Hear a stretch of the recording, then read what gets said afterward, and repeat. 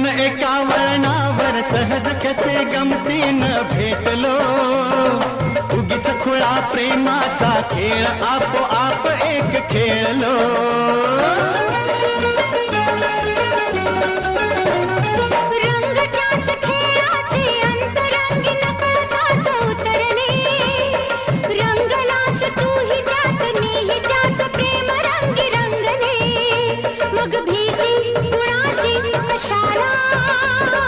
भीती कुणाची कशाला, भीती कुणाची कशाला, अगं भीती कुणाची कशाला.